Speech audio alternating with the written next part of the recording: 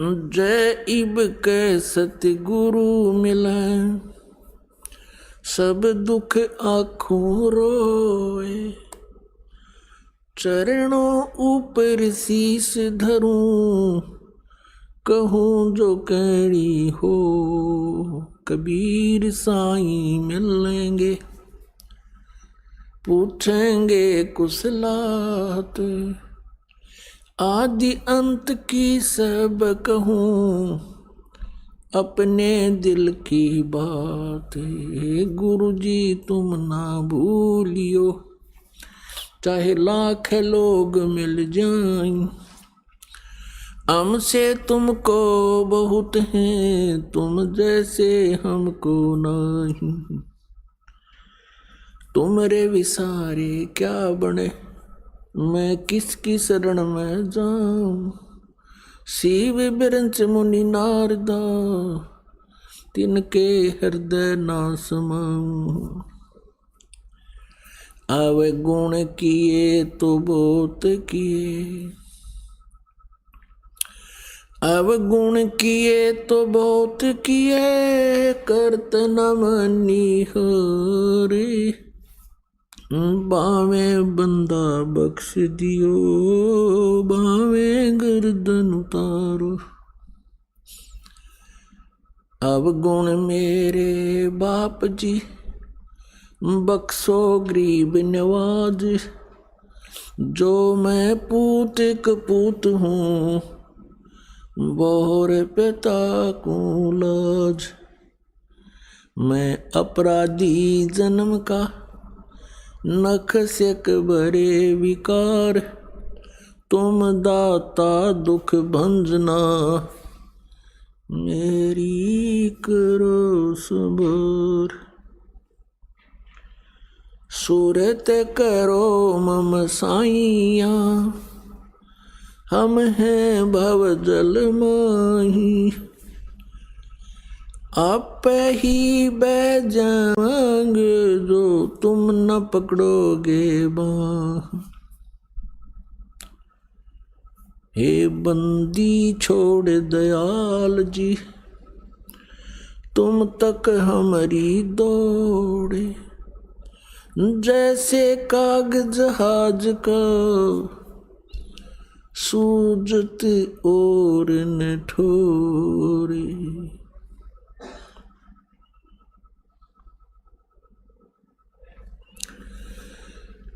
पूर्ण ब्रह्म,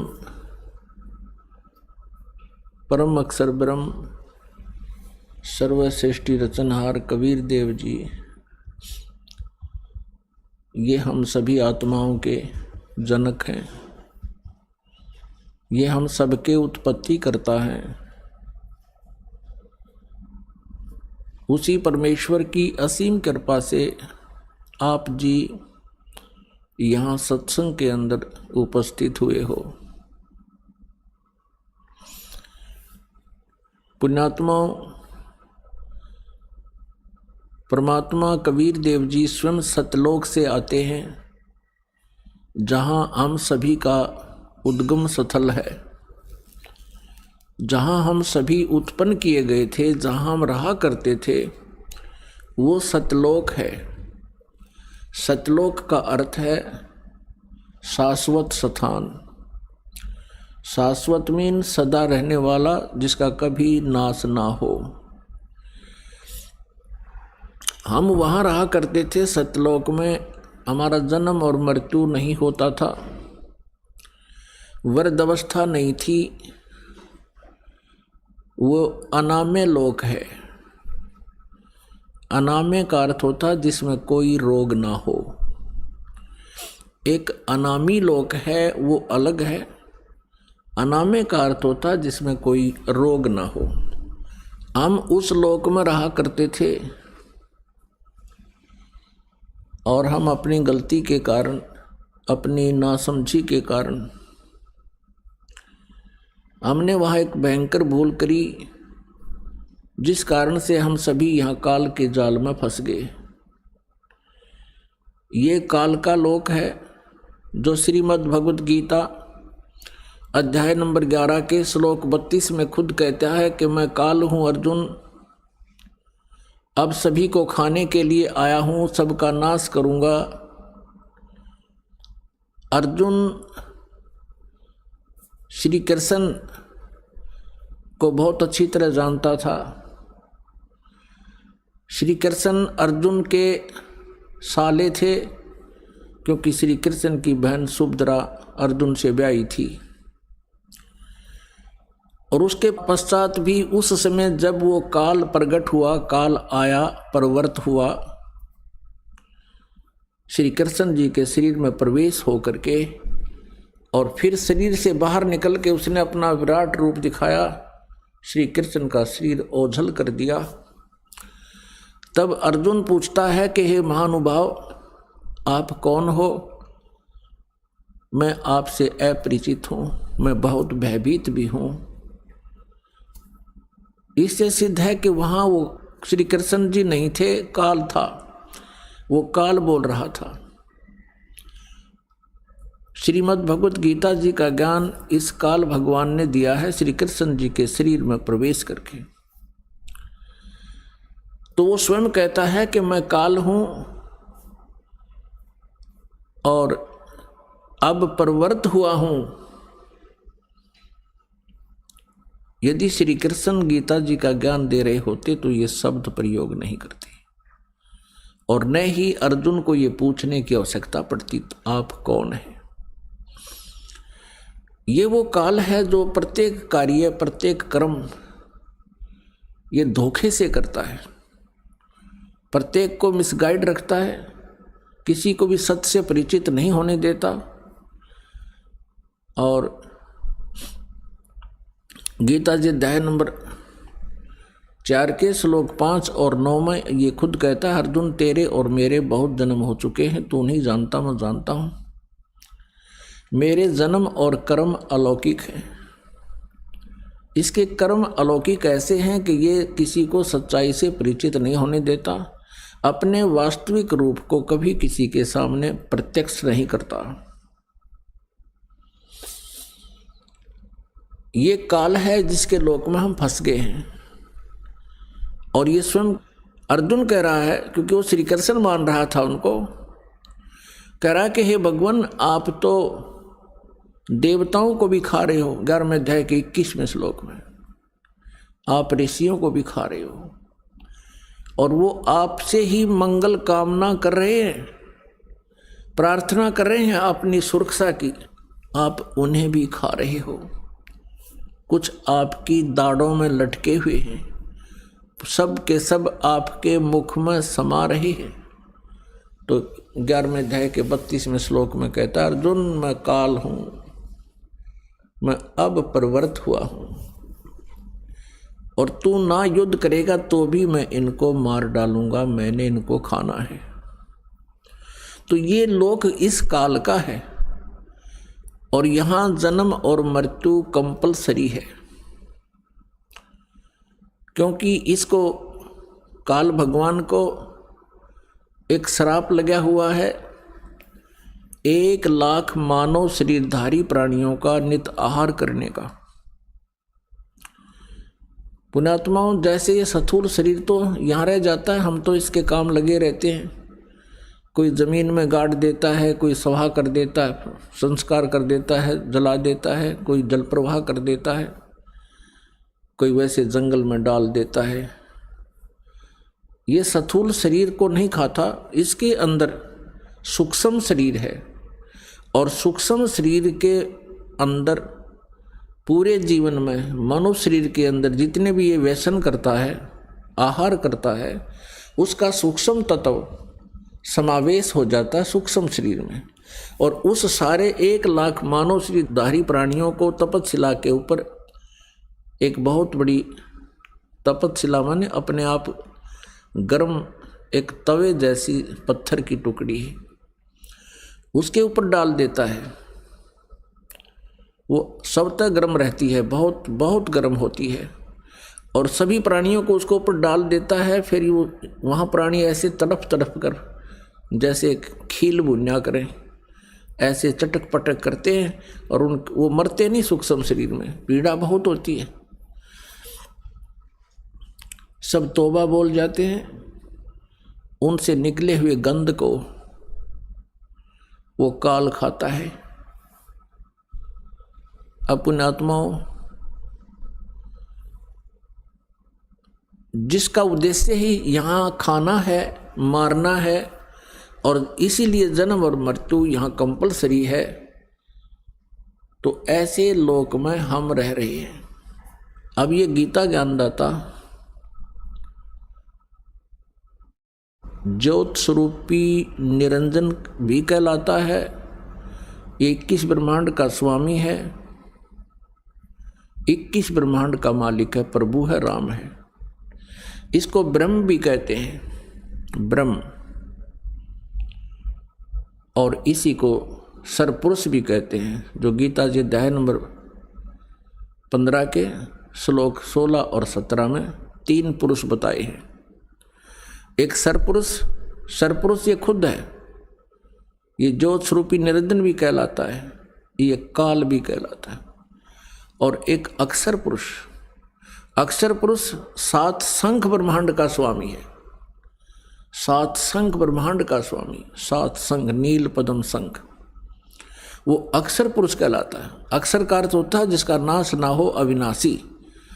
लेकिन वास्तव में ये अक्षर पुरुष, जिसे परब्रह्म भी कहते हैं, ये भी अविनाशी नहीं है, इसकी भी आयु सीमा है। इसीलिए गीता जी अध्याय नंबर 15 के श्लोक 17 में कहा है कि उत्तम पुरुष तु अन्य परमात्मा इति उदाहरते, यह लोक तरम आविश्य विवर्ती अवैश्वर है। उत्तम पुरुष, जैसे गीता जी अध्याय नंबर 15 के श्लोक नंबर 16 में 2 पुरुष बताए, सरपुरुष और अक्षर पुरुष, और साथ में ये भी निर्णय दिया है कि इनके तथा इनके अंतर्गत जितने भी प्राणी हैं ये सभी नाशवान हैं, और जीवात्मा किसी की मरती नहीं, वो अमर है। इसलिए 17वें श्लोक में 15वें अध्याय के तुरंत कहा है कि उत्तम पुरुष तु अन्य, यानी पुरुषोत्तम पुरुष, उत्तम, उत्तम पुरुष, उत्तम माने श्रेष्ठ, पुरुष माने प्रभु, यानी अच्छा भगवान। तो इसका मतलब है कि दोनों अच्छे नहीं है, सरपुरुष भी और अक्षर पुरुष भी। इसलिए उत्तम पुरुष अन्य बताया है, और उसी को परमात्मा कहा जाता है, और वही तीनों लोकों में प्रवेश करके सबका धारण पोषण करता है, वो है वास्तव में अविनाशी परमात्मा। अब यहाँ ये भ्रमित संत, ऋषि, गुरु आपको भ्रमित कर सकते हैं। 15वें अध्याय के 18वें श्लोक में गीता जी में ये सरपुरुष गीता ज्ञानदाता कहता है कि मैं लोक वेद के आधार से पुरुषोत्तम प्रसिद्ध हूँ, क्योंकि मेरे अंतर्गत, मेरे 21 ब्रह्मांड में जितने भी प्राणी मेरे पराधीन हैं, उनसे मैं उत्तम हूँ, उनसे श्रेष्ठ हूँ, उनसे तगड़ा हूँ। इसलिए मैं पुरुषोत्तम नाम से प्रसिद्ध हूँ। केवल लोकवेद, लोकवेद माने दंत कथा, जो वास्तविक ना हो। जैसे हम अभी तक श्री ब्रह्मा जी, श्री विष्णु जी, श्री शिव जी को अजन्मा कहा करते थे, सुना करते थे। इनके कोई माता पिता नहीं, इनको सर्वेश्वर, महेश्वर, मृत्युंजय, कालज्य, सर्वेश्वर कहा करते थे। ये लोकवेद था, ये दंत कथा थी। वास्तव में इनके इतिहास में लिखा है, इनकी जीवनी में लिखा है कि नाशवान है और इनकी जन्म मृत्यु होती है। इनकी माता दुर्गा है और पिता ज्योत निरंजन काल, ये सरपुरुष है। ये स्वयं भी स्वीकार करता है गीता जी अध्याय नंबर 10 के श्लोक नंबर 2 में कि मेरी उत्पत्ति को न तो देवता जानते हैं, न ये सिद्ध पुरुष और न ये ऋषि जानते हैं, क्योंकि ये सभी मेरे से उत्पन्न हुए हैं। तो पुण्यात्मा, वो पुरुषोत्तम कोई और है, और वो पुरुषोत्तम रहता कहाँ है? वो शाश्वत स्थान में रहता है, सनातन परमधाम में रहता है, और वहाँ से चलकर आता है। हम सभी आत्माएं उस परम अक्षर ब्रह्म सत्य पुरुष कबीर देव जी की हैं। वो हम सबका पिता है, चींटी से लेकर हाथी, रंग से लेकर राजा तक का। लेकिन यह काल ने हमें अपने स्वरूप से ही अपरिचित करा दिया, हमारे वास्तविक ठिकाने से हमें गुमराह कर दिया।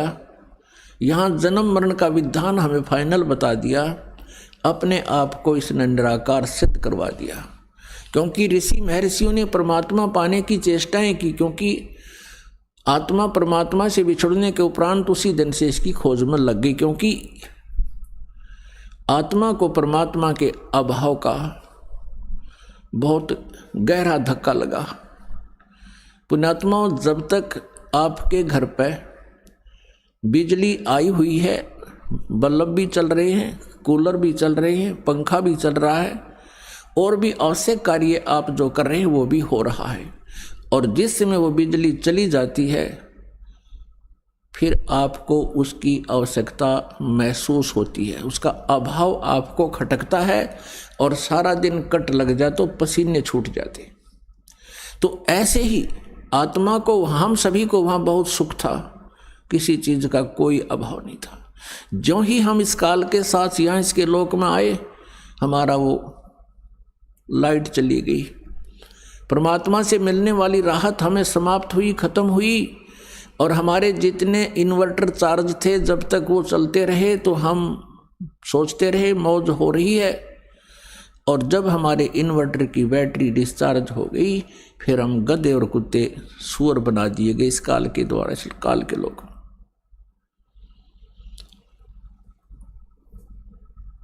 तो पुण्यात्माओं, उस परमेश्वर की तलाश हमने उसी समय से शुरू हो गई, क्योंकि सबसे पहले हम सभी को इस काल ने अपने कृत्रिम स्वर्ग लोक में रखा। कृत्रिम, बनावटी, नकली, और वहाँ हमारी ही पूंजी को हमें ही देता रहा। एक रेस्टोरेंट बना लिया इसने। हम जो वहाँ राम नाम की पूंजी लेकर आए थे, उस रेस्टोरेंट में इसने हमसे छीन ली, और सुविधाएं जो देता था उसके चार्जिंग शुरू कर दिए, उसके चार्ज हमसे लेने शुरू कर दिए। जब हम कंगाल हो गए, पृथ्वी पर पटक दिए, कुत्ते और गधे सुअर बना दिए, और मनुष्य जीवन, एक मानव जीवन इसने हमें देना पड़ रहा है, क्योंकि इसको परमात्मा ने एक श्राप लगा दिया। यदि पुण्यात्माओं इसको परमात्मा श्राप नहीं देते, परमेश्वर कबीर जी, तो ये हमें मनुष्य जीवन कभी नहीं देता, इस पृथ्वी पर पटक देता सजाएं भोगने के लिए, और ऊपर हमें कभी भी अपने मूल ठिकाने का पता नहीं लगता। ये रहम किया भगवान ने। तो वो परमात्मा, ऋषि महर्षियों ने परमात्मा के पाने का प्रयत्न किया। वेद परमेश्वर कबीर जी द्वारा दिए गए थे, 5 वेद। इस काल भगवान ने उनमें से 4 रख लिए, एक नष्ट कर दिया, 5वां वेद सूक्ष्म वेद। उस सूक्ष्म वेद के अंदर सभी जानकारी थी, हम कौन हैं, कहाँ से आए हैं, हम यहाँ कैसे फंसे हैं, और वापस सवलोक जाने का, अपने सतलोक जाने का कौन सा मार्ग है, कौन सी विधि है, कौन सी वे ऑफ वर्शिप है, पूजा की विधि है, उसमें पूरी डिटेल से लिखा हुआ है। जैसे गीता जी अध्याय नंबर 4 के श्लोक नंबर 32 में गीता ज्ञानदाता कहता है कि जो आपने ज्ञान सुना है अध्याय नंबर 4 के 25 से लेकर 31 तक, कोई कैसी साधना करता है, कोई देवताओं को पूजता है, कोई केवल योग अभ्यास ही करता है, कोई स्वाध्याय करता है, कोई अहिंसा के कठिन व्रत रखता है, मुंह पर पट्टी बांध ली, नंगे पैरों घूमना, ये सब साधनाएं कर रहे हैं, लेकिन अपनी अपनी साधना को ये पापनाशक ही जानते हैं। लेकिन चौथे अध्याय के 32वें श्लोक में कहा है कि वो वास्तविक इन यज्ञों की जानकारी, यज्ञ माने धार्मिक अनुष्ठानों की जानकारी सच्चिदानंद घन ब्रह्म की वाणी में, ब्रह्मणे मुखे, ब्रह्मणे मुखे माने सच्चिदानंद घन ब्रह्म यानी परम अक्षर ब्रह्म की वाणी में विस्तार से कहा गया है। उनके जानने से तू सर्वथा कर्म बंधन से मुक्त हो जाएगा। तो वो ज्ञान इस काल ने छुपा दिया और मूर्ख बनाने के लिए कह दिया कि तू किसी संतों से पूछ ले, मैं नहीं जानता। और जब परमात्मा आते हैं संत रूप में, वो मिसगाइड करता है सबको कि झूठा है, कपटी है, ये वेदों को नहीं जानता है, तो हम परमात्मा को पहचान नहीं पाते हैं। जिस कारण से हम काल के जाल में फंसे रहे। तो यहाँ उन ऋषि महर्षियों ने इस काल के द्वारा भ्रमित किए हुए ज्ञान के आधार से, लोक वेद से और तथा इन चारों वेदों के आधार से, जिसमें इनकम्प्लीट स्पिरिचुअल नॉलेज है, जिनके अंदर अधूरा आध्यात्मिक ज्ञान है, उस ज्ञान को ही हम संपूर्ण मानकर उसी के आधार से हम साधनाएं करते रहे। ऋषियों ने ओम नाम को सुप्रीम नाम मान लिया, मंत्र अंतिम, और ब्रह्म का जाप बताते रहे। और ओम नाम की साधना से क्या होता है? ब्रह्मलोक प्राप्ति होती है। गीता जी अध्याय नंबर 8 के श्लोक नंबर 16 में कहा कि ब्रह्मलोक पर्यंत भी सभी लोग पुनरावृत्ति में है। पुनरावृत्ति का अर्थ है वहां गए हुए प्राणी भी पुनर्जन्म मृत्यु में आते हैं। वो शाश्वत स्थान नहीं है, वो सनातन परमधाम नहीं है, वो भी विनाश में आता है।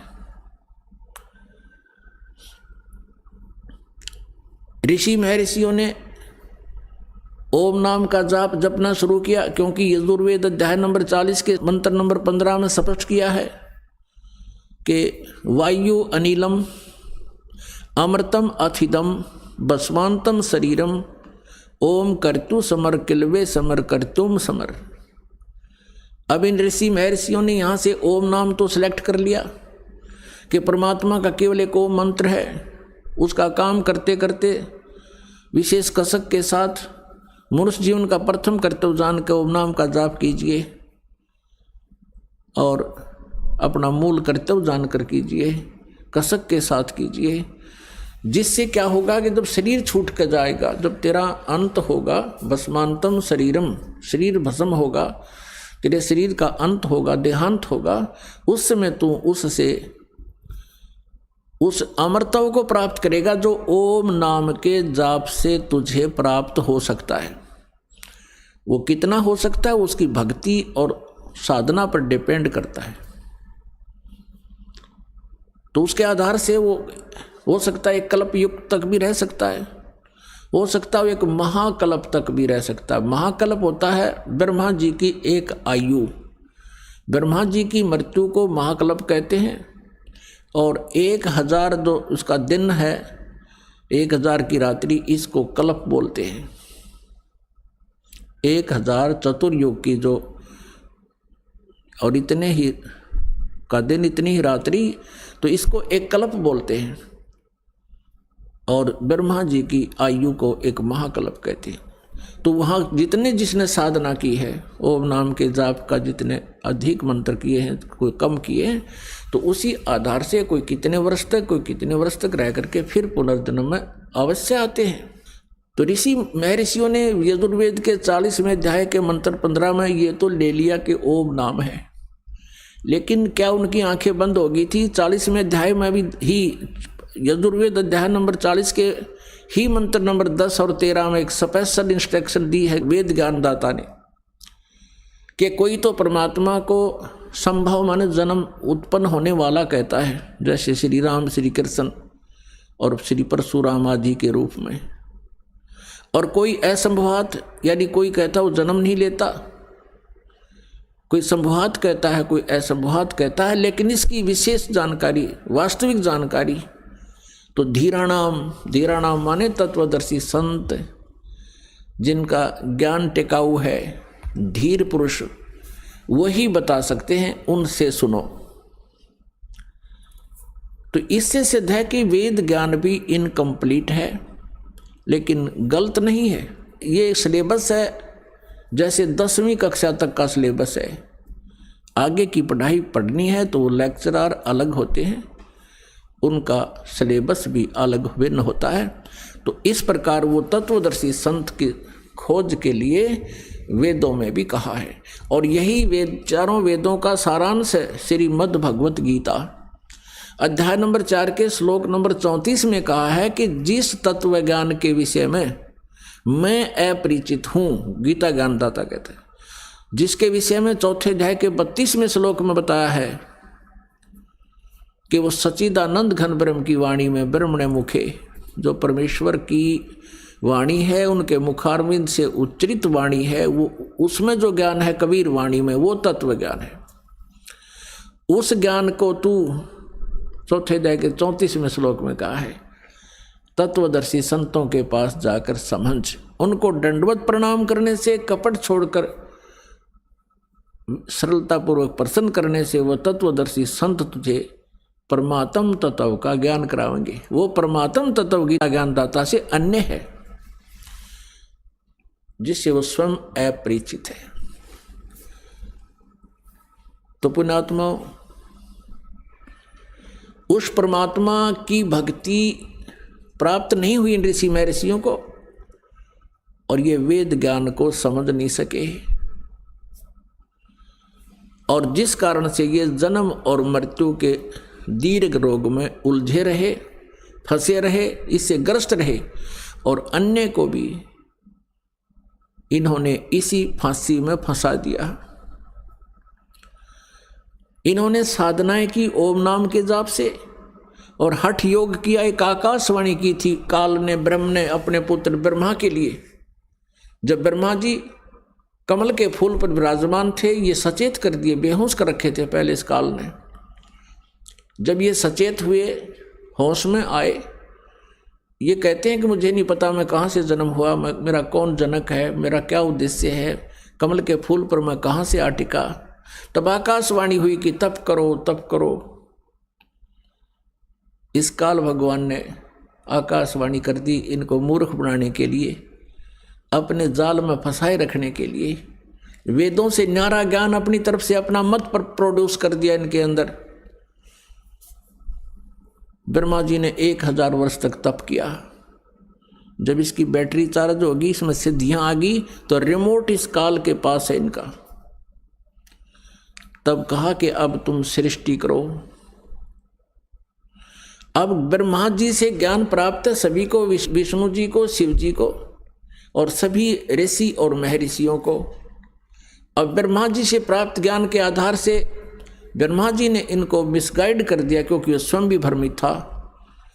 इन्होंने कहा कि परमात्मा की आकाशवाणी हुई थी, मैंने 1000 वर्ष तक तप किया, मेरे अंदर बहुत पावर आ गई, शक्ति आ गई, वचन से भी उत्पत्तियां होने लगी, और भी बहुत सी क्रियाएं अपने आप होने लगी, और ओम नाम का जाप वेदों में फाइनल मंत्र है। इस ज्ञान के आधार से ऋषि महर्षि साधकों ने हजारों वर्षों तक साधनाएं की, हठ योग किए, क्योंकि सतयुग में लाखों वर्ष की आयु होती है। उनको परमात्मा प्राप्ति नहीं हुई। अन्य सिद्धियां आ गई, उन सिद्धियों को प्राप्त करके ये स्वयं ही प्रभु पाक गए। जैसे दुर्वासा जी के पास सिद्धि थी, उसके वचन में इतनी शक्ति होगी, किसी का ये कह दे तेरा विनाश होगा, उसका विनाश हो जाता। अब जैसे अगस्त ऋषि को उपलब्धि होगी, उसने 7 सागरों को एक ही घूंट में, समुद्रों को पी लिया। आकाश में उड़ जाने की सिद्धियां होगी, एकदम अंतर ध्यान हो जाने की सिद्धियां होगी। इस प्रकार से ये अन्य व्यक्तियों से कुछ अटपटे से हो गए, जिस कारण से इनको हमने मैं ऋषि मान लिया। लेकिन ये काल के द्वारा भ्रमित और अपना जीवन नष्ट करते रहे। अब गीता जी अध्याय नंबर 11 के श्लोक नंबर 47 और 48 में गीता ज्ञानदाता कहता है, अर्जुन ये मेरा वास्तविक रूप है, मैं काल हूँ। 11वें अध्याय के 32वें श्लोक में स्पष्ट किया है। और मेरी प्राप्ति, मेरे इस स्वरूप के दर्शन ना तो पहले कोई कर सका तेरे अतिरिक्त, और ना आगे कोई कर सकता। अब मैंने अपनी कृपा से तुझे ये सब कुछ अपना शरीर, अपना रूप दिखाया है। और मेरी प्राप्ति यानी मेरे इस रूप के दर्शन, ब्रह्म की प्राप्ति ना वेदों में वर्णित विधि से, ना किसी जप से, ना तप से, ना किसी क्रियाओं से कभी नहीं हो सकती। तो इसने तो किल्ली काट दी, स्पष्ट कर दिया कि मेरी प्राप्ति यानी ब्रह्म प्राप्ति नहीं है। अब ऋषि महर्षियों ने वही जाप किए जो काल ने इनको दे रखे थे, उससे इन ब्रह्म प्राप्ति हुई नहीं। इन्होंने अपने अनुभव की पुस्तकें उपनिषद बना डाले। परमात्मा निराकार है, और किसी ने परमात्मा को साकार भी बताने की चेष्टा की तो क्या बताया कि जो भी आपको दृष्टि गोचर है, ये पृथ्वी, पहाड़, सूर्य, चांद, सितारे, ग्रह, ये परमात्मा का साकार रूप बता दिया। और आज तक यही अज्ञान आधार सबके अंदर भरा पड़ा था। अब पुण्यात्माओं, गीता ज्ञान दाता और वेद ज्ञान दाता ये ब्रह्म है। ये स्वयं कहता है कि उस परमात्म तत्व की जानकारी तो तत्वदर्शी संत बताएंगे, वो इन्हें मिला नहीं, वो इनको मिले नहीं, और मिले तो इन्होंने माना नहीं। क्योंकि परमेश्वर कबीर देव जी ये हमारे सबके मालिक हैं, और यही यहाँ हमें इस यथार्थ ज्ञान को, सूक्ष्म वेद को जो काल ने नष्ट कर दिया, समाप्त कर दिया, उसको पुनः देने के लिए, बताने के लिए आते हैं। तुम कौन हो, कहाँ से आए हो, तुम यहाँ किस लिए जीवित हो, एक पल में ना जाने किसकी मृत्यु हो जावे और तुम्हें मूर्ख बना रखा है। ये तुम्हारी कार है, ये तुम्हारी कोठी है, ये तुम्हारी संपत्ति है, और ऐसा नहीं करोगे तो डरा के रखता ये मन सबको, इस आत्मा को भयभीत रखता है, तेरा विनाश हो जाएगा, तू ऐसा नहीं करेगा तो ऐसा हो जाएगा, सत्संग में जाएगा तो पीछे से हानि हो जाएगी। और वो हानि तो एक दिन होनी है, जब भगवान से दूर रहे तो मृत्यु हो जाएगी। फिर वो जिस लाभ के लिए सारा जीवन खो दिया वो परमानेंट खत्म हुआ। तो इन बातों को हमने गहराई से सोचना पड़ेगा। सत्संग में आने से आपको ज्ञान होता है, सत्संग में आने से आपको ज्ञान होता है, और वो परमात्मा द्वारा दिया हुआ, परमेश्वर द्वारा दिया हुआ ज्ञान उन्हीं की अमृतवाणी में आपको सुनाया जाता है, जो सच्चिदानंद घन ब्रह्म की वाणी है, जो पांचवा वेद है। उसके आधार से परमात्मा हमें बताते हैं कि तुम जो साधनाएं करते हो, जिस लोक में रह रहे हो, ये काल का लोक है, और यहाँ कोई भी प्राणी सुखी नहीं है। परमात्मा स्वयं आए, कबीर देव जी चारों युगों में आते हैं। सतयुग में सत्सुकृत नाम से प्रसिद्ध होते हैं, और पूरे युग में सत्सुकृत नाम के महापुरुष के नाम से जाने जाते हैं, ऋषि के नाम से। त्रेता युग में मुनिंदर नाम से उनकी प्रसिद्धि होती है, और द्वापर युग में करुणा में नाम से, और कलयुग के अंदर उन कबीर नाम से, उनके वास्तविक नाम से ही वो प्रकट होते हैं। यही नाम रखवाते हैं जो उनका वास्तविक नाम है, कबीर देव, कबीर साहब। अपनात्मा परमात्मा वैसे भी अन्य कई रूपों में प्रकट होते रहते हैं, लेकिन कबीर देव जो उनका नाम है, ये इस युग में प्रसिद्ध रहेगा। इसके इक्विवेलेंट और कोई प्रसिद्धि परमात्मा की नहीं होगी। परमात्मा के ज्ञान के प्रचार बहुत कुछ होंगे, उससे हमें लाभ भी बहुत मिलेगा, लेकिन परमात्मा का नाम कबीर देव ही चलेगा कलयुग में। तो चारों युगों में आकर के परमेश्वर ने ज्ञान तो हमें दिया, लेकिन इस काल ने हमें स्वीकार नहीं करने दिया। अब वो परमेश्वर अपने सतलोक शाश्वत स्थान से चलकर आते हैं, सनातन परम धाम से चलकर आते हैं। उस सनातन परम धाम में, सतलोक में कोई कष्ट प्राणी को नहीं होता। वहाँ जरा और मरण नहीं है। जरा मीन बुढ़ापा, मरण मीन मृत्यु। वहाँ जरा मरण नहीं है, वहाँ कष्ट कोई नहीं किसी के शरीर में, किसी प्रकार की कोई टेंशन नहीं है। उस लोक में हमें जाने से लाभ होगा, सर्व सुख होंगे। उसका भेद काल ने छुपा दिया और ऑप्शन छोड़ दिया कि उसको तो तत्वदर्शी संत बता सकते हैं, उनसे पूछ लो, मुझे नहीं मालूम। अब परमात्मा सतलोक से चलकर गति करके आते हैं और अपनी प्यारी आत्माओं को अपने विषय में पुनः जानकारी देते हैं। हमने प्रभु की परिभाषा पढ़ रखी है कि वो निराकार है। परमात्मा आते थे, स्वयं कहते थे मैं परमेश्वर हूँ, सारी सृष्टि का रचनहार हूँ, मेरा नाम कबीर है। कबीर देव जो वेदों में तुम कबीर देव पढ़ते हो वो मैं ही हूँ। और कुरान शरीफ में जो तुम अल्लाहु अकबर कबीरा कबीरा पढ़ते हो वो भी मैं ही हूँ, मेरी ही महिमा का गुणगान है। लेकिन सभी धर्मों के धार्मिक व्यक्ति भ्रमित हैं, सभी परमात्मा को निराकार मान रहे हैं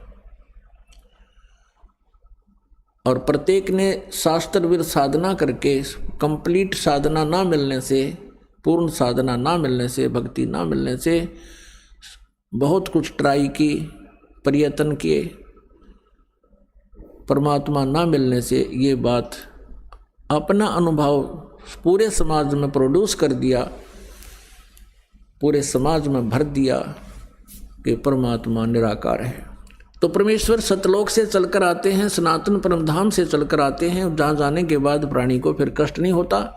इसी का समर्थन गीता ज्ञानदाता 18वें अध्याय के 62वें श्लोक में कहता, अर्जुन तो सर्वभाव से उस परमेश्वर की शरण में जा, उसकी कृपा से तू परम शांति को और सनातन परम धाम को प्राप्त होगा।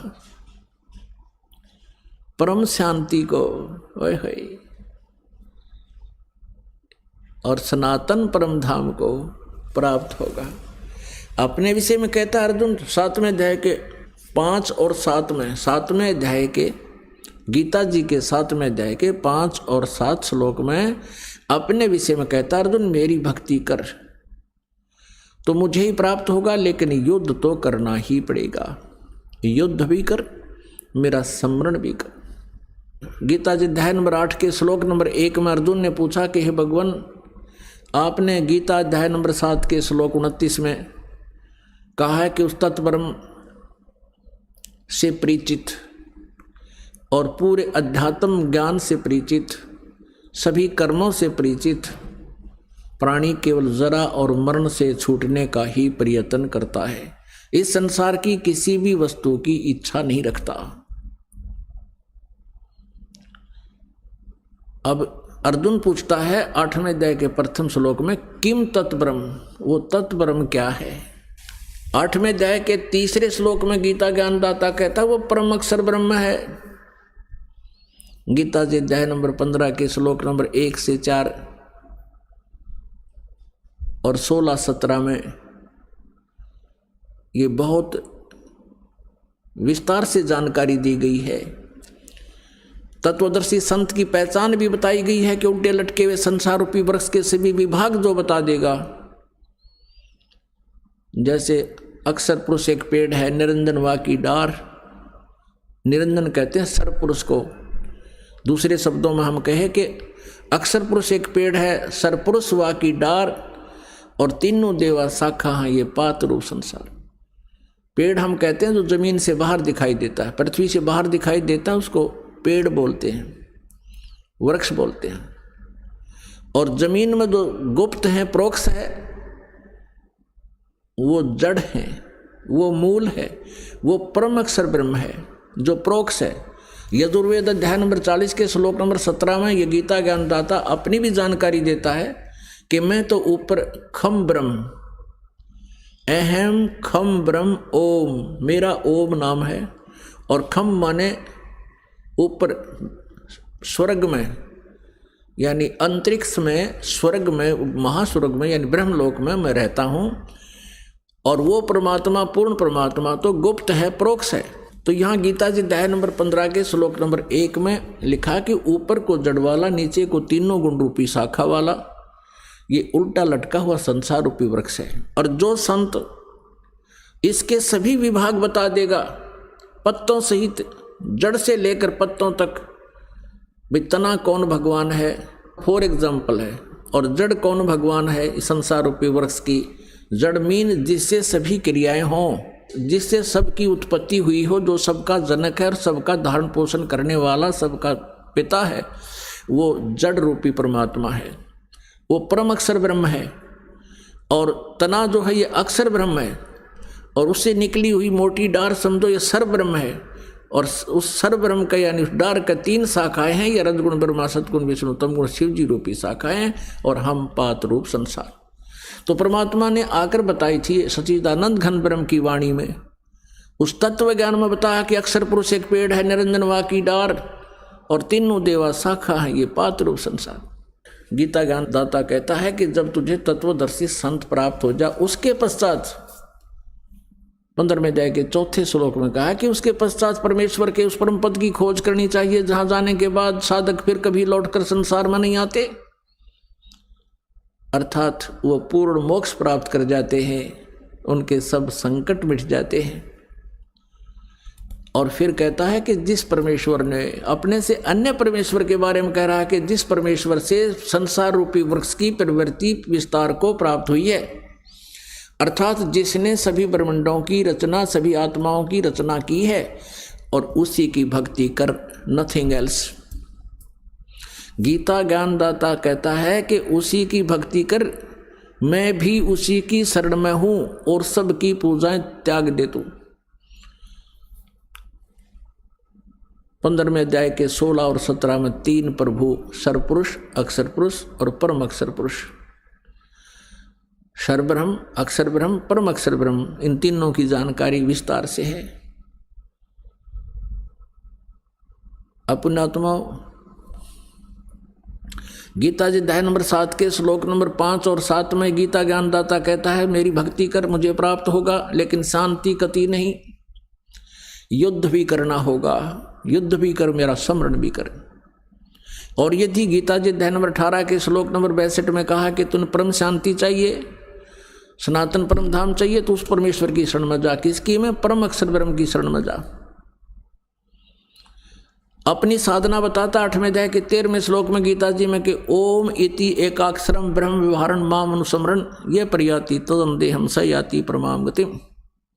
माम ब्रह्म, मुझ ब्रह्म का केवल एक ओम मंत्र है, नथिंग एल्स। और इसका सुमरण कर अंतिम श्वास तक।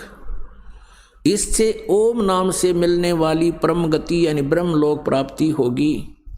लेकिन ब्रह्मलोक में गए हुए प्राणी भी फिर जन्म मृत्यु में आते हैं, पूर्ण मोक्ष नहीं। गीता जी अध्याय नंबर 8 के श्लोक नंबर 16। यहाँ अनुवादकर्ताओं ने थोड़ी सी गड़बड़ी कर रखी है। उन्होंने अनुवाद ये कर दिया कि ब्रह्मलोक पर्यंत, ये तो ठीक कर दिया कि गए हुए प्राणी भी पुनर्वर्ती में हैं। अनुवाद उन्होंने वहाँ कर गलत कर रखा है कि मुझे प्राप्त प्राणी का फिर पुनर्जन्म नहीं होता। नहीं, उसका अर्थ ये बनता है कि जो ये नहीं जानते कि ब्रह्मलोक पर्यंत भी सभी पुनरावर्ती में है, वो मुझे प्राप्त भी पुनर्जन्म को प्राप्त होते हैं। न विद्यते, विद्य का अर्थ जानना होता है, जानना भी होता है। एक अक्षर का केवल एक ही अर्थ नहीं होता। इन्होंने विद्य माने नहीं होता, ये विद्य माने होना लिख दिया। विद्य माने जानना भी होता है। तो ये नहीं जानते जो कि मेरे प्राप्त प्राणी भी का पुनर्जन्म होता है, तो वो ब्रह्मलोक तक जाते हैं, वहां जाकर भी फिर वापस पुनरावृत्ति में ही रहते हैं। इसलिए तो उसने कहा कि मेरे और तेरे बहुत जन्म हो चुके हैं। 4थे अध्याय के 5वें और 9वें श्लोक में, 2रे अध्याय के 12वें श्लोक में गीता जी में स्पष्ट किया है इसने। और 10वें अध्याय के 2रे श्लोक में कि मेरी उत्पत्ति को, मेरा जन्म तो होता है, लेकिन मेरे जन्म को ये ऋषि, महर्षि, ब्रह्मा, विष्णु, महेश, ये ऋषि नहीं जानते, क्योंकि ये मुझसे उत्पन्न हुए।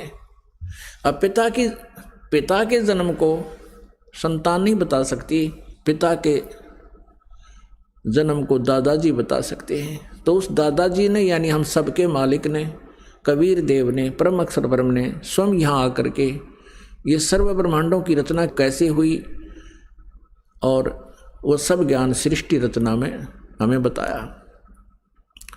लेकिन हमने लोकवेद बहुत सुन रखा था, परमात्मा के इस यथार्थ ज्ञान को हम स्वीकार करने में असमर्थ रहे।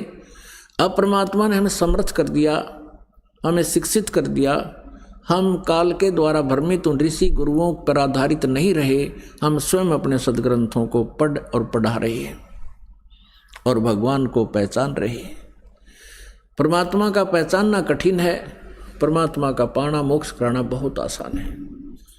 अब यहाँ गीता अध्याय नंबर 17 के श्लोक नंबर 23 में कहा कि ओम तत्सत इति निर्देश है ब्रह्मणे त्रिविध समर्थ। ब्रह्मणे माने सच्चिदानंद घन ब्रह्म का, के स्मरण का, उसके पाने का 3 मंत्र का जाप है। ओम तत्सत। ओम तो सरपुरुष का, ब्रह्म का, और तत् और सत ये सांकेती है, ये अक्षर पुरुष का है, और सत भी सांकेती का, ये परम अक्षर पुरुष का, परम अक्षर ब्रह्म का। इन तीनों मंत्रों के जाप से परमात्मा प्राप्ति होगी, परम अक्षर ब्रह्म की प्राप्ति होगी। केवल ओम नाम का जाप करने से ब्रह्मलोक प्राप्ति होगा। जैसे कोई जड़ी है, कोई भी एक जड़ी है, जैसे हरड़ है या सौंठ है या कोई अन्य जड़ी है, उसको अकेली को खाने से उसका कुछ अन्य लाभ होता है, और उसको 2-3 जड़ियों में मिला दिया जाए, उसका कुछ और ही प्रारूप बदल जाता है, गुण में वृद्धि हो जाती है, अलग से क्रिया करता है। तो ऐसे ये अकेला ओम का नाम जब जाप किया जाता है तो वो ब्रह्म लोक तक प्राप्ति होती है, ब्रह्म तक की परम गति को प्राप्त होता है। और जिसको गीता जी अध्याय नंबर 7 के श्लोक नंबर 18 में गीता ज्ञानदाता कहता है कि ये ऋषि जन, ऋषि महर्षि जो ज्ञानी आत्मा है वो हैं तो उदार, जो चौथे नंबर के हैं, एक आरत, एक अर्थार्थी, तीसरा जिज्ञासु और चौथा ज्ञानी। ये ज्ञानी हैं तो उदार आत्मा, लेकिन ये मेरे वाली अनुतमाम मैंने कति श्रेष्ठ गति में ही ये आस्थित रहे, आश्रित रहे। लेकिन ये आत्मा बहुत अच्छी है, भगवान के लिए समर्पित है, लेकिन मेरे वाली गति में ही ये आश्रित रहे। मेरे वाली घटिया, इन्होंने अनुतमाम का अर्थ अति श्रेष्ठ लिख दिया है। तरह गजब भैया। अरे बैड का अर्थ अंग्रेजी में कोई गुड लिखा है, उसके साथ मूर्ख नहीं। लेकिन ये समझ नहीं सके कि भगवान अपनी साधना को अनुतम नहीं कह सकता, लेकिन भगवान ये झूठ भी नहीं बोल सकता। उस परमेश्वर से डरता हुआ इन्हें सच्चाई भी बतानी पड़ी। तो प्रसंग चल रहा है कि ओम तत्सत इति निर्देश है ब्रह्मण त्रिविध समर्थ है। उस सच्चिदानंद घन ब्रह्म का, परम अक्षर ब्रह्म के पाने का ये 3 मंत्र का जाप है। ये 3 मंत्र की मजदूरी है, साधना है। इस क्रियाओं के करने से परमात्मा मिलेगा। यानी जैसे औषधियाँ बनाई गई है कई जड़ी मिला करके, उसको खाने से रोग नाश होगा, ये समझना। इस मंत्र के जाप करने से विधि व दास से प्राप्त करके, अन्य वैसे नहीं अपनी मर्जी से या किसी सिरफरे से लेकर के इसका कोई लाभ नहीं होगा। अधिकारी बिना कोई भी कार्य सफल नहीं होता। तो इस दास से लेकर के तुम इसका जाप करोगे तो आपका जन्म और मरण का ये रोग कटेगा और परमात्मा मिल जाएगा, स्वस्थ हो जाओगे। अपने आत्मा 8वें अध्याय के 5 और 7 में तो ये खुद कहता है, मेरा भजन कर, मेरा जाप कर, मेरा स्मरण कर। 8वें अध्याय के 13वें श्लोक में अपना मंत्र ओम बता रखे है। मुझ ब्रह्म का ओम मंत्र है, एक अक्षर का। और फिर 17वें अध्याय के 23वें श्लोक में उस सच्चिदानंद घन ब्रह्म के पाने का मार्ग है। ये तत् और सत्य ये गुप्त हैं, इससे ये काल परिचित नहीं है इन 2 मंत्रों से। इसलिए इसने ऑप्शन छोड़ दिया है 4थे अध्याय के 34वें श्लोक में कि उस तत्व ज्ञान को, परमात्म तत्व को, परमात्मा के बारे में विशेष जानकारी को तत्वदर्शी संतों से जाकर समझो, वो बताएंगे। तो ये कोड वर्ड है, ये दास बता सकता है। इस पृथ्वी पर किसी के पास ये मंत्र नहीं है, और किसी सिरफरे ने इस दास से प्राप्त करके और फिर वो कहीं बता भी देता है तो उससे कोई लाभ नहीं होगा, उसका भी नाम नष्ट हो जाता है, क्योंकि ये आध्यात्मिक मार्ग है। और काल ये चाहता है कि कोई 1-2 ऐसा सिरफरा तैयार कर दूं जो औरों का विनाश कर दे। लेकिन अब आप समझदार हो, शिक्षित हो, अब इस भूल को नहीं करना। अनधिकारी से ये प्राप्त करके मंत्र अपना जीवन नष्ट ना करना। अब यहाँ क्या बताया है कि उस परम अक्षर ब्रह्म के पाने का ये 3 मंत्र का जाप है। 8वें अध्याय के 8, 9, 10 श्लोक में गीता ज्ञानदाता कहता है, जिस परम अक्षर ब्रह्म के बारे में 8वें अध्याय के 3रे श्लोक में कहा है, यदि उसकी साधना करनी है, उसकी साधना करने वाला उसी को प्राप्त होता है। 8वें अध्याय के 5 और 7 में कहता है, मेरी साधना करेगा तो मुझे प्राप्त होगा, तुझे शांति कति नहीं, युद्ध करना होगा, युद्ध भी कर।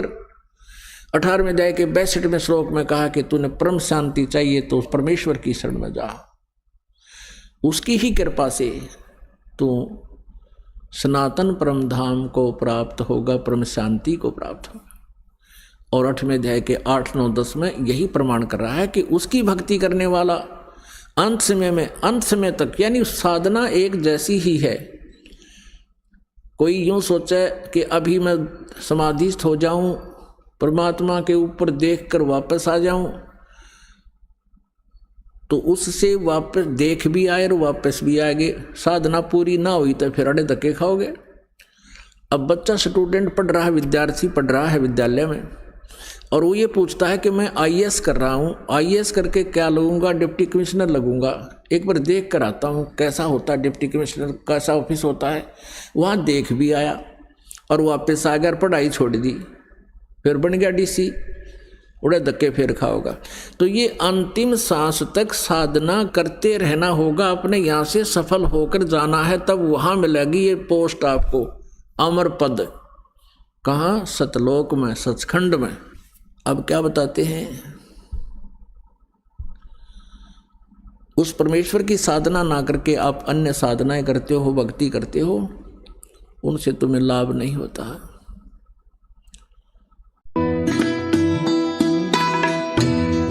तो पुण्यात्माओं, आपका सौभाग्य है, आपको ये अनमोल वचन, अनमोल ज्ञान सुनने जोगा बनाया। पहले तो भगवान ने आपको विद्वान बनाया, शिक्षित किया, और दास को इसका जानकार बनाया। आज आपके रूबरू ऐसा बना दूंगा जैसे पहली का कहता हुआ, अगर वेद गीता और पुराणों को आप याद रखोगे। बोलो सतगुरुदेव।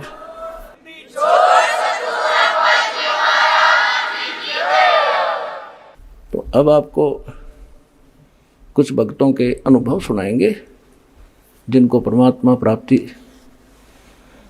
से प्राप्त जो लाभ हुए हैं, वो अपने मुख कमल से बताएंगे। सुनिएगा। नमस्कार जी। सत साहेब। क्या नाम है जी आपका? सर मेरा नाम तारा जोशी है। तारा जी, आप कहाँ से हैं? सर बेसिकली मैं बागेश्वर उत्तराखंड से हूँ, लेकिन इस समय मैं गवर्नमेंट इंटर कॉलेज पुभाव में पोस्टेड हूँ। तो पिछले 12 सालों से हम स्कूल के पास में अल्मोड़ा ज़िले में वहीं रह रहे हैं। संत रामपाल जी महाराज से नाम दीक्षा आपने कब ली? संत रामपाल जी महाराज से नाम दीक्षा मैंने अक्टूबर 2013 में ली। संत रामपाल जी महाराज से नाम दीक्षा लेने से पहले क्या आप कोई भक्ति साधना भी करती थी? सर मैं प्रसिद्ध शिवधाम जागेश्वर के पुजारी परिवार में मेरा जन्म हुआ था, तो हम शिव जी को विशेष इष्ट मानकर पूजा किया करते थे। और उसके साथ साथ लोक में प्रचलित जो हिंदू धर्म में जो भी साधनाएं थी उनको हम सब किया करते थे। मैं नियमित तौर पर गीता जी का, रामचरितमानस का और श्री विष्णु सहस्त्रनामा का पाठ किया करती थी। अन्य धार्मिक पुस्तकें, पुराण, सुख सागर, ये सब भी हमारे घर में रखे हुए थे, उनका भी मैंने पार्टली अध्ययन किया हुआ था। सर मेरे पिताजी, मेरे ताऊजी और मेरे चाचा जी जो थे, बहुत लंबे समय से जागेश्वर धाम में पूजा अर्चना किया करते थे, वहाँ पर पुजारी का कार्य किया करते थे। तो इसीलिए हम शिव जी को विशेष इष्ट मानकर पूजा साधना किया करते थे। और उसके अलावा अन्य जो भी लोक में प्रचलित साधनाएं हैं वो सब हम किया करते थे। और मैं नियमित रूप से गीता जी का, श्री रामचरितमानस का और श्री विष्णु सहस्त्रनाम का पाठ किया करती थी। मैं कुछ समय के लिए गायत्री परिवार से भी जुड़ी रही। आपने बताया कि आपके पिताजी, आपके भाई जागेश्वर मंदिर में पूजा अर्चना करते थे, तो क्या कारण बना कि ऐसे परिवार में जन्म होने के बावजूद भी आपने संत रामपाल जी महाराज को अपना गुरु बनाया? हाँ सर, बहुत लंबे समय तक हम शिव जी को ही इष्ट माना करते थे, उन्हें सबसे सर्वशक्तिमान देवता माना करते थे। हमने कभी सोचा भी नहीं था कि हम कोई गुरु बनाएंगे, क्योंकि मतलब एक ब्राह्मण कुल में जन्म लेने के कारण एक ब्राह्मण लोग ये कहते हैं कि हम जन्म से ही गुरु पद पर हैं, हम तो अन्य को शिक्षा देते हैं, हमें कोई और गुरु बनाने की आवश्यकता ही नहीं है। तो हमने कभी भी नहीं सोचा था कि हम किसी को भी मतलब शिव धाम की पूजा के अलावा हम किसी को गुरु बनाएंगे।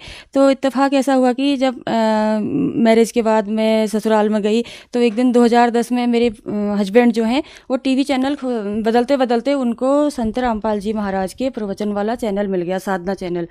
तो उसमें वो तो सुनते ही फर्स्ट डे अट्रैक्ट हो गए और संत रामपाल जी महाराज जो भी ज्ञान दे रहे थे उसको सुनने लगे, और उनको शायद समझ में भी आने लगा, लेकिन मुझे कुछ समझ में नहीं आया। जब 1 महीने या उससे थोड़ा समय ज़्यादा देखने के बाद मेरे हस्बैंड को समझ में आया, तो उन्होंने एक दिन मुझसे कहा कि हम इतने सारे सत्संग प्रवचन आज तक देखते देखते थे, हमने इस चैनल को तो देखा ही नहीं, अध्यात्म का सबसे इम्पोर्टेंट ज्ञान तो इसमें बता रहे हैं संत रामपाल जी महाराज। तो मैंने कहा ऐसा क्या इम्पोर्टेंट ज्ञान बता रहे हैं। फिर उन्होंने मुझे स्टेप बाय स्टेप बताया कि आज तक हम ब्रह्मा विष्णु महेश की पूजा करते थे, देवी जी को जानते थे, ब्रह्म तक हम जानते थे, लेकिन अब शास्त्रों से प्रमाणित करके ये संत रामपाल जी महाराज ये बता रहे हैं कि इससे ऊपर अक्षर पुरुष हैं और उसके बाद परम अक्षर पुरुष पूर्ण ब्रह्म है, और पूर्ण ब्रह्म की साधना से ही पूर्ण मोक्ष मिलेगा।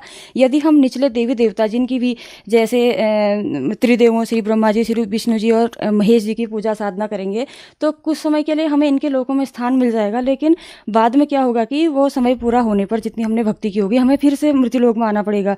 फिर मैंने भी सोचा अगर मोक्ष का मतलब तो हुआ कि पूर्ण मोक्ष ही होना चाहिए, चाहे हम कितने लॉन्ग पीरियड के बाद आ रहे हैं, लेकिन इसी चक्र में आ गए फिर वो तो मोक्ष कहाँ हुआ।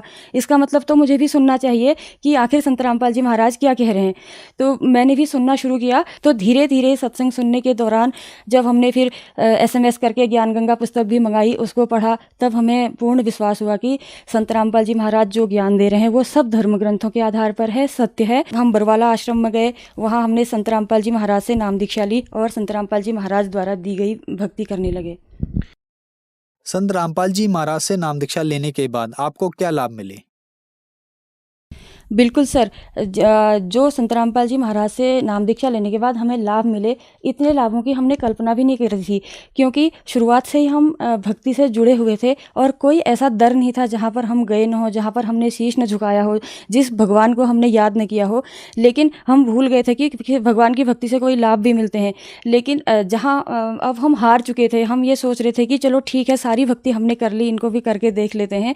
तो उसके बाद मैंने देखा कि मैं बहुत शारीरिक पीड़ाओं से उस समय गुजर रही थी। पहले तो शारीरिक रूप से मैं स्वस्थ थी, लेकिन जब मेरी बेटी का जन्म हुआ उसके कुछ समय बाद मुझे इतनी बीमारियां लग गई थी कि मैं सोचने लगी अभी मेरी शादी को अभी 1.5-2 साल हुआ है, मेरे ससुराल वाले भी सोचेंगे कि शायद हमें झूठ बोलकर बीमार लड़की की शादी हमारे घर में कर दी। मैं कैसे बताऊं कि मुझे इतनी बीमारियों ने घेर लिया, क्योंकि मुझे पाइल्स की दिक्कत हो गई थी और 365 दिन मुझे कोल्ड रहता था, और सबसे बड़ी मुझे इंटरनल इन्फेक्शन की दिक्कत हो गई थी। वो मैंने बहुत सारे डॉक्टर्स को दिखाया तो कहीं से ठीक नहीं हुआ। तो मैं ये सोचती थी कि शायद ये बीमारियां मेरी अब ठीक नहीं होंगी।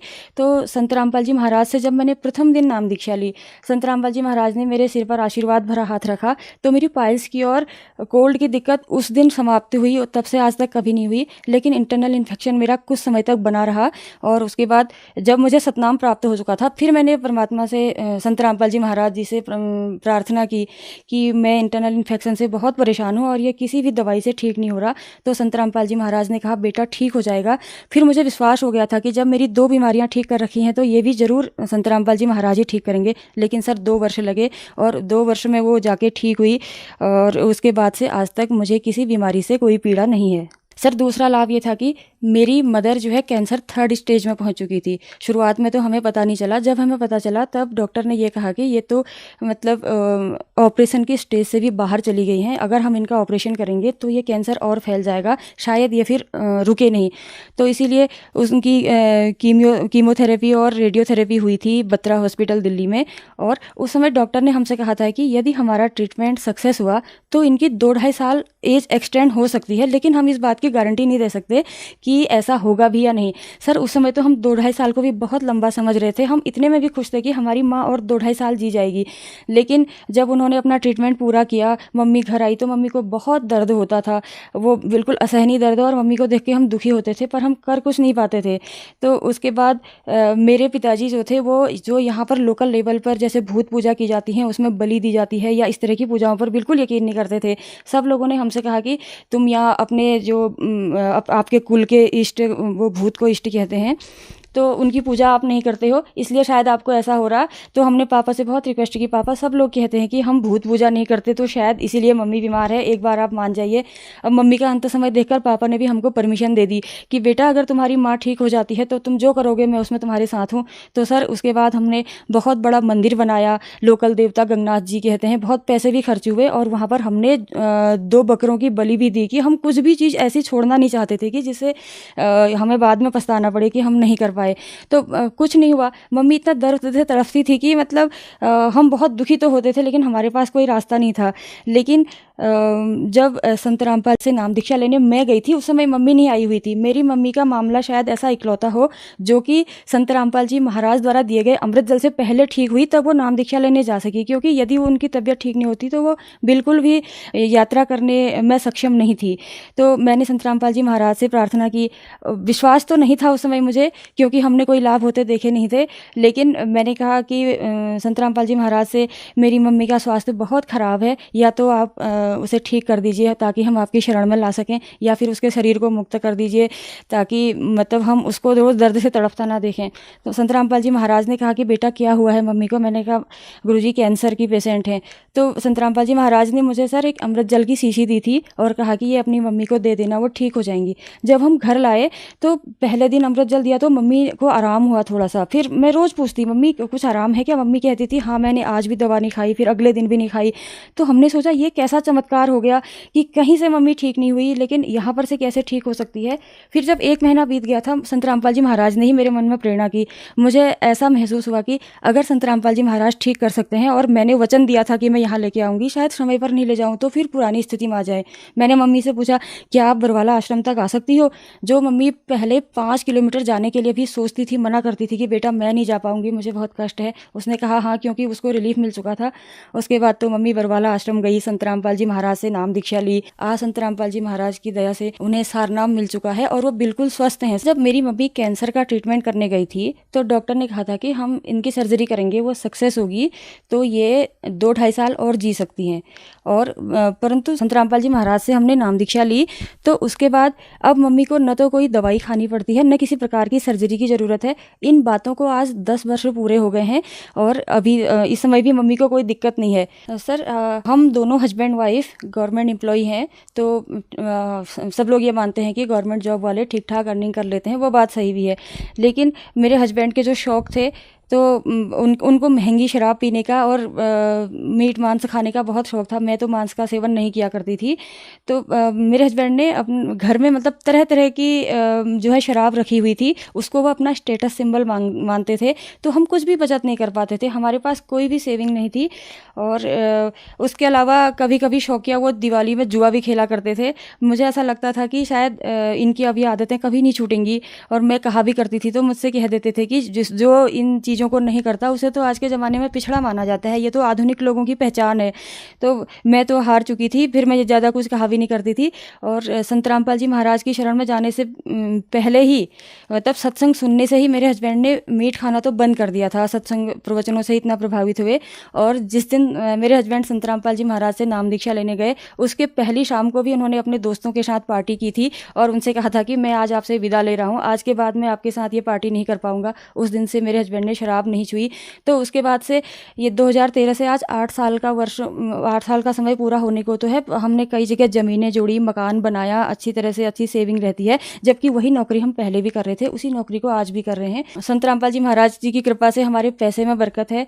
आप एक गवर्नमेंट टीचर हैं, आपकी माताजी को कैंसर था, डॉक्टर्स ने उनको मना कर दिया था और संत रामपाल जी महाराज ने उनको ठीक कर दिया। आज उनको जीते हुए लगभग 10 साल हो गए हैं। आप उत्तराखंड के निवासी हैं। उत्तराखंड में केदारनाथ, बद्रीनाथ बहुत ज्यादा प्रसिद्ध हैं। इन तीर्थ स्थानों पर लाखों लोग जाते हैं और डॉक्टर्स के पास भी जाते हैं और वो लोग ठीक नहीं होते। संत रामपाल जी महाराज उनको ठीक कर देते हैं। ऐसा कैसे संभव हो रहा है?